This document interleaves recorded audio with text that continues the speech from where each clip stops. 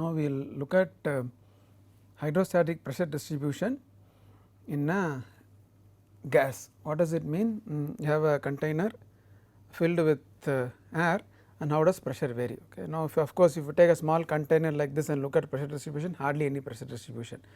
So, unless it is a very long column or the height is large, there will not be any difference in pressure. So, the example which you are going to take is at ground level we have atmospheric pressure, and then let us say you are going up the hill, what is the variation in pressure, how does the pressure and change, and what is the practical significance of that, a very nice example, a practical example as well. Okay. Let us start, we will derive the equation and see an application, numerical application. Okay. For a gas at rest, first question what we like to answer is we said we are going to apply this for a gas at rest, and we said the gas is compressible. First question arises whether the equation which we derived, the balance of pressure and gravity force, is it applicable for a compressible gas. First question is that we should make sure that the equation applicable for a gas for a compressible fluid. Remember we said the Navier-Stokes equation what we derived is for incompressible fluid only, that is not for a compressible fluid. But now we are going to apply of course for a under static condition, and so first we should check whether the hydrostatic equation, balance of pressure and gravity, is it applicable for a gas at rest. Okay. So, for that let us recall back our derivation of Navier-Stokes. How did we derive? We took the linear momentum balance, and then for the viscous stress terms on the right hand side we substituted the Newton's law of viscosity. When we substituted, I have not taken the term which involves the del dot V, which is applicable for a compressible fluid. So, these terms of course will not change whether it is compressible or incompressible. We had one lambda del dot V term. By not writing that, this Newton's law of viscosity is for incompressible fluid. Okay. So, the way in which we derived is we took the viscous stresses on the right hand side, we took the viscous stresses on the right hand side and then substituted the Newton's law of viscosity. When we substituted, we have not taken the term here which was lambda del dot V, which is for compressible fluids. So, this form of the Newton's law of viscosity is for incompressible fluids, and of course, when we substituted we got the Navier-Stokes equation. So, which means that the assumption of incompressible fluid is restricted to these three terms only, that does not influence the left hand side nor the gravity force nor the pressure force. The assumption of incompressible fluid plays a role only in this term, only this term will change whether we are going to apply for an incompressible fluid or a compressible fluid. Of course, this term is not going to play a role in the present case because the fluid is at rest. We have already seen for a fluid at rest there are no viscous stresses, and hence the equation which I have written relating gravity and pressure is valid for compressible fluid also. Okay. So, let me just summarize. We start with the linear momentum balance, substitute the incompressible form of Newton's law of viscosity and obtain the Navier-Stokes equation for incompressible fluid. But we are now going to apply that for a fluid under rest condition for which there are no viscous stresses at all. So, that assumption has no role to play here. We are considering only the body force and the surface force due to pressure. So, with respect to those two terms, there is no question of incompressible assumption. So, the hydrostatic equation which we derived is applicable. When I say hydrostatic equation, I mean dP by dz is equal to minus rho g is valid for compressible fluid also. Okay. That is the starting point. Okay. Having understood that it is applicable for compressible fluid, let us proceed further. this is our starting equation. Now, because the fluid is compressible, the density depends on pressure, and that comes from an equation of state from our thermodynamics class. Now, the most simplest equation of state is the ideal gas law. So, we will assume the ideal gas law to be valid.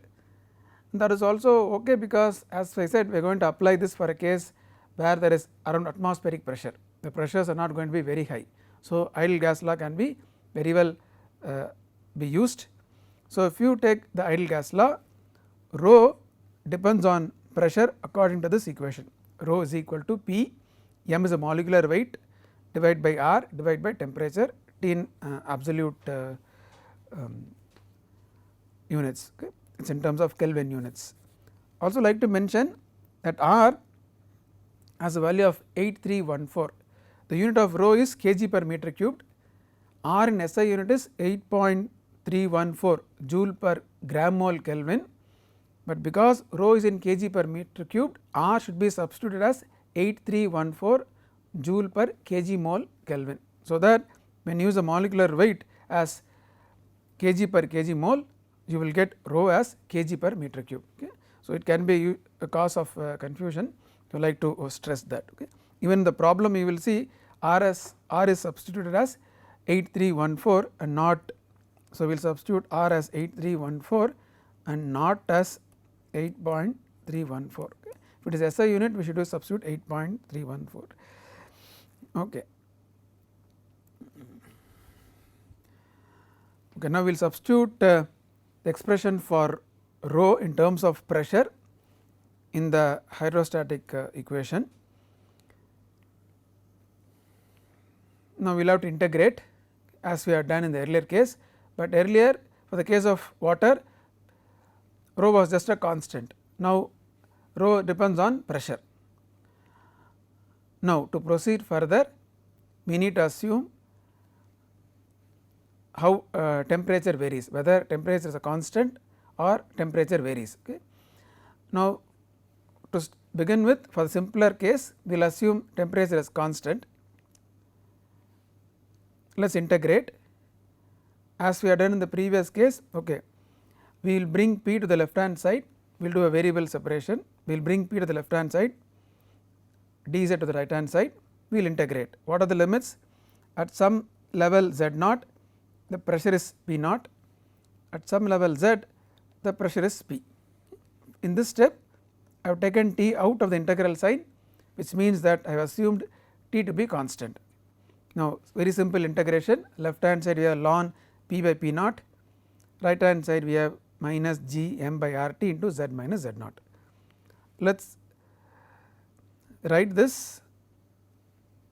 If P naught is atmospheric pressure, why P naught is atmospheric? As I told you, we are going to apply for the case where we have some ground level and the pressure is atmospheric here, and then how pressure varies. So, at the datum level, P naught is atmospheric. So, P is equal to P atmosphere and of course, exponential of other terms minus G m by R T Z minus Z naught. So, what is the use of this equation? If you know the atmospheric pressure at Z naught, you can find out what is the variation of pressure with respect to Z. Now, we are going to apply this. Our interest, as I told you, is to study the variation of pressure, let us say across as we go up a hill, and we know that in the atmosphere the temperature varies with Z. So, the previous derivation where we assumed the temperature to be constant is not exact. To have a better equation, we will also take into account the variation of temperature with Z, and that is what we are going to do now. Where are we now? We are deriving equation for variation of pressure with height in a column of gas. The present derivation what we have done is for the case where temperature is constant. Now, we are going to account where temperature varies with Z, and that is what we are going to do now. If temperature varies, so how does the temperature vary? We should know that. We will assume the temperature varies linearly with distance, and that information is given to us. Okay. if temperature varies linearly with distance. What is the variation we are going to take? T is equal to T naught minus mz, that is also in line with our application. I think these derivations can easily be understood if we keep the application in mind. At the surface of the earth, some the datum level, the temperature is T naught, and as you go up temperature decreases. That is why we have taken this relationship as minus mz, okay. T equal to T naught minus mz, and because the temperature varies linearly with distance. Okay. So, now let us go back to our equation, dP by dz equal to minus rho g. We have substituted rho as Pm by RT.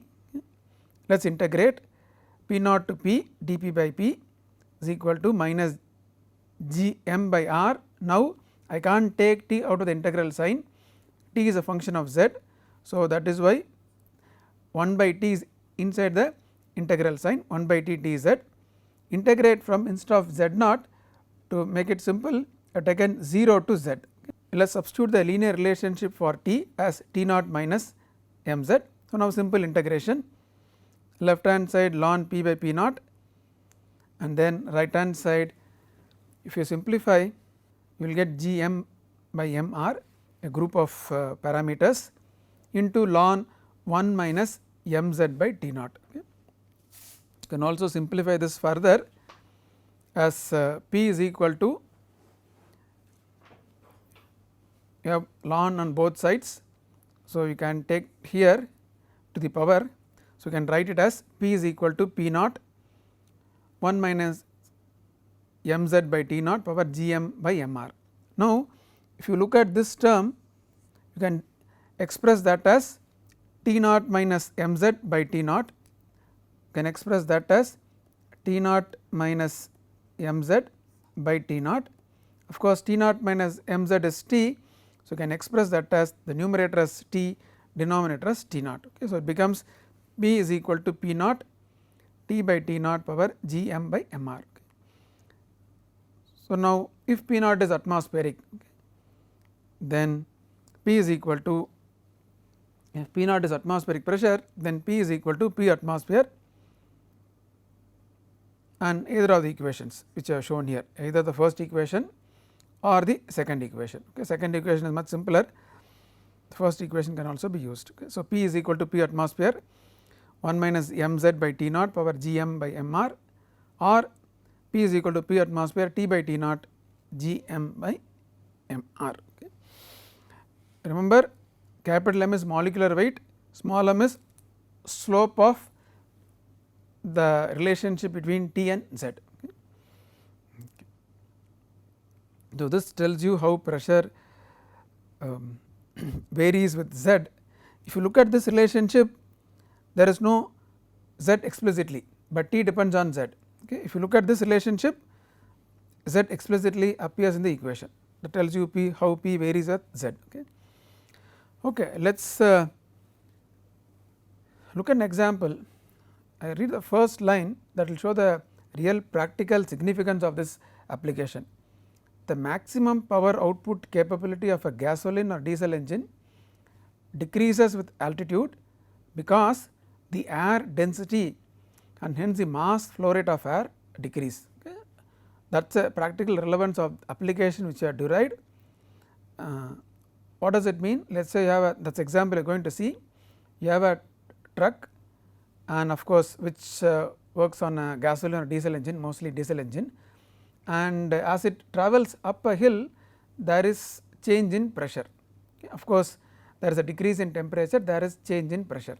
Because of change in pressure, there is a change in density, and because density changes, mass flow rate changes, and you will see that the density, there is a decrease in density as you go up the hill, which means there is a decrease in mass flow rate, which means the maximum power output decreases. Okay.